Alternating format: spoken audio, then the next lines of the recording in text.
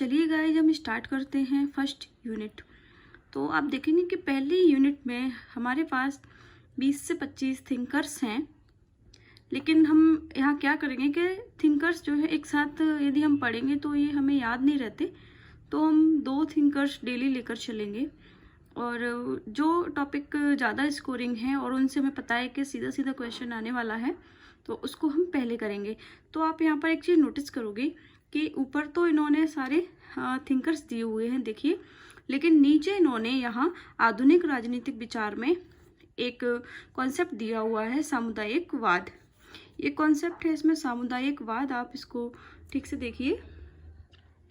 तो हम पहला अपना लेक्चर जो है इसी से स्टार्ट करेंगे।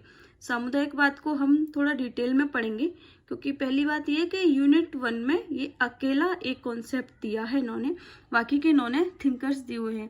तो थिंकर्स का हम इतना श्योर नहीं कह सकते कि हमें सारे क्वेश्चन कहाँ से आएंगे, बट हमें इतना पता है कि सामुदायिकवाद से क्वेश्चन जरूर ही आना है, क्योंकि आप प्रीवियस ईयर क्वेश्चन पेपर उठा के देख लीजिए, यदि ऐसा कोई कॉन्सेप्ट होता है उससे वो क्वेश्चन जरूर पूछ रहे हैं।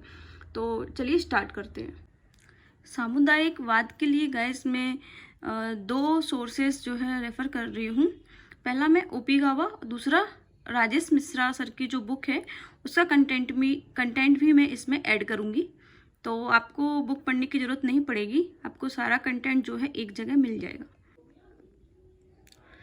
हम समुदायवाद को समझते हैं। समुदायवाद को इंग्लिश में कम्युनिटेरियंस कहते हैं, और आप जैसे कि इसके नाम से समझ ही गए होंगे, ये वर्ड जो है निकला है कम्युनिज्म से। तो सबसे पहले कम्युनिज्म का यूज किसने किया था? ये गुडविन ब्राम्बी ने किया था। ये हम क्यों देख रहे हैं? क्योंकि आप पिछले पेपर उठा के देखिए तो क्वेश्चन पूछते हैं, जैसे कि व्यवहारवाद का सबसे पहले प्रयोग किसने किया था। तो इसी प्रकार अब नेक्स्ट एग्जाम में वो समुदायवाद पर भी पूछ सकते हैं। ठीक है, तो हमने देख लिया कि कम्युनिज्म का जो शब्द है उसका सर्वप्रथम किसने प्रयोग किया था? गुडविन ब्राम्बी ने किया था। लेकिन ये समुदायवादी विचारधारा है, ये सबसे पहले किसने प्रारंभ की थी? माइकल जे सैंडल ने प्रारंभ की थी। इन्होंने 1982 में एक बुक लिखी, liberalism and the limits of justice. ठीक है, अब हम समझेंगे कि समुदायवाद एक्चुअली में है क्या। समुदायवाद यदि हम समझ जाएंगे तो हमें इस कॉन्सेप्ट का जो है पूरा सार समझ में आ जाएगा। फिर क्वेश्चन चाहे कैसे भी फ्रेम हो, हम उसका एक कोर आइडिया समझ गए तो हम एलिमिनेट करके भी अपने जो सवाल हैं उनको कर सकते हैं। तो सबसे पहले आप समझिए कि जो ये समुदायवादी थे, ये उदारवाद के बड़े आलोचक थे। उदारवाद आप सभी जानते हैं, जैसे आप सब लोग नेट सेट क्वालिफाई करके आए हैं तो उदारवाद आपको अच्छे से पता होगा। सॉरी, ये द बना लीजिए, है ना। तो उदारवाद क्या है? एक प्रकार का व्यक्तिवाद है। ये व्यक्ति को सबसे ज़्यादा महत्व देते हैं।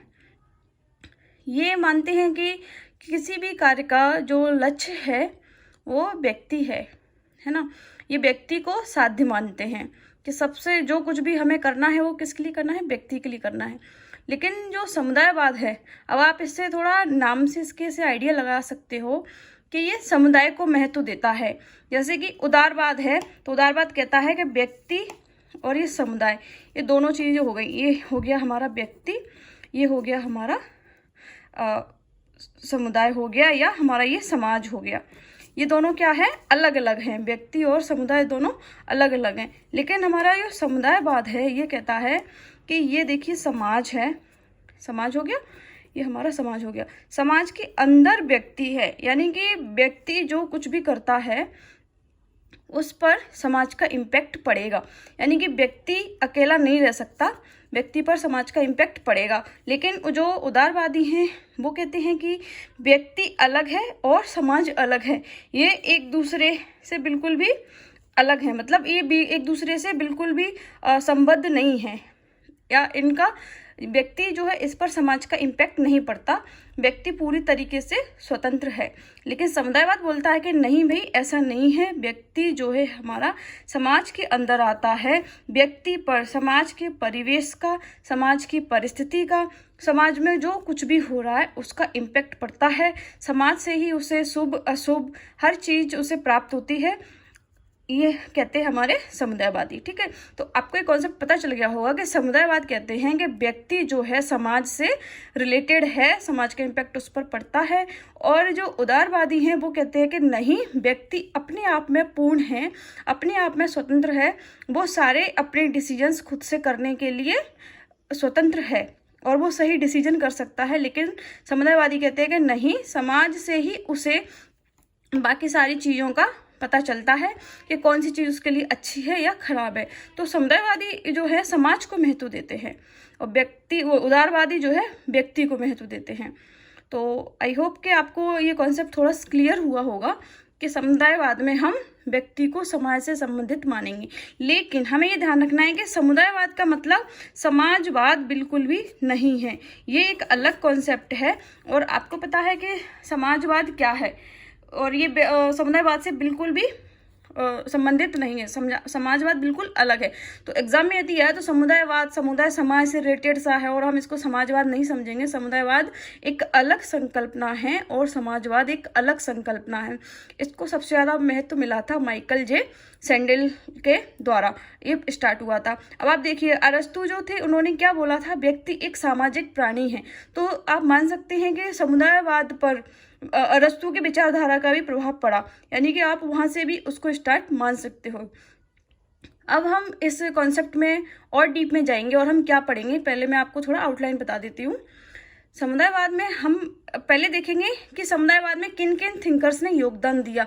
कॉन्सेप्ट आपको आई होप समझ में आ गया होगा कि समुदायवाद एक्चुअली में है क्या। उदारवाद व्यक्ति को अलग थलग करता है समाज से, समुदायवाद उसको समाज से संबद्ध करता है या समाज से उसको रिलेटेड करता है। ठीक है, अब इसमें थिंकर्स जो है, एक तो है माइकल जे सैंडल, ये सबसे ज़्यादा इम्पोर्टेंट थिंकर है हमारे लिए। क्यों? क्योंकि स्टार्टिंग ही इन्होंने की थी। दूसरे आएंगे हमारे पास चार्ल्स टेलर, तीसरे माइकल वाल्जर और मैकिंटायर। चार को हमें एकदम अच्छे से रटना है, आप इन चारों का नाम याद कीजिए और चारों की हमें बुक्स पता होना चाहिए। इन्होंने समुदायवाद से रिलेटेड एक एक दो बुक्स लिखी हैं, उनको हम बहुत अच्छे से याद कर लेंगे क्योंकि यहाँ से एक क्वेश्चन जरूर आएगा, एक या एक से अधिक आ सकते हैं, लेकिन इनकी बुक से एक से दो क्वेश्चन तो जरूर ही आएंगे। आप सबसे पहले आप ये ध्यान दीजिए कि विचारधारा दी किसने थी, माइकल जे सैंडल ने दी थी। शब्द किसने दिया था, गुडविन ब्राम्बी ने दिया था। ठीक है, अब हम इसकी बुक्स देखेंगे और डिटेल में देखेंगे क्या इन सभी थिंकर्स ने किसी किसी एक पॉइंट को बेस बनाया है। माइकल जे सैंडल हो गए, टेलर हो गए, वॉल्जर हो गए, मैकिंटायर हो गए। हम ये भी देखेंगे कि इन थिंकर्स पे किन का प्रभाव पड़ा है, किन से प्रेरित हो गए इन्होंने ये सिद्धांत दिया। दूसरा, इन थिंकर्स ने किन की आलोचना करी, ये भी हम देखेंगे, है ना। जैसे कुछ थिंकर्स है उन्होंने अपने कॉन्सेप्ट में क्या है, अपनी थ्योरी में नैतिकता को प्रधानता दी है। कुछ थिंकर्स हैं उन्होंने न्याय को प्रधानता दी है। तो हम देखेंगे कि किसने क्या क्या जो है कॉन्सेप्ट दिया और समुदायवाद में इन्होंने अपना क्या योगदान दिया।